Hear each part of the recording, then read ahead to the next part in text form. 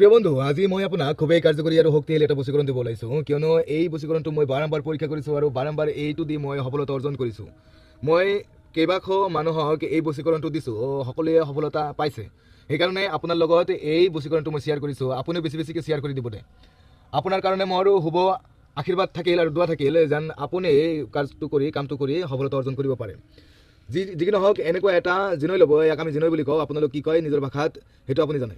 যি হওক, আমাৰ ঘৰুৱা ভাষাত ইয়াক জিনৈ বুলি কওঁ। ইয়াত অৱশ্যই আপুনি এইটো কাম কৰিব, এইটো নক্সা আপুনি লিখি ল'ব লাগিব। এইটো আৰবিত লিখা আছে আৰু ওপৰৰ ফালে আপুনি নিজৰ নাম এবং নিজৰ কাংক্ষিত গৰাকীৰ নাম তলৰ দিশত।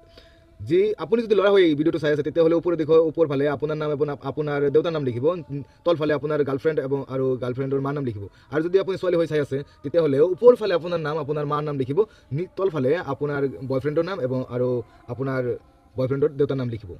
এনেকৈ আপুনি ইয়াত অলপ ভিতৰত ইয়াতে গুড় দি দিব। গুড় দি কিনে এইটো অগ্নিকুণ্ড বা চোলাৰ জুইত আপুনি পেলাই দিব।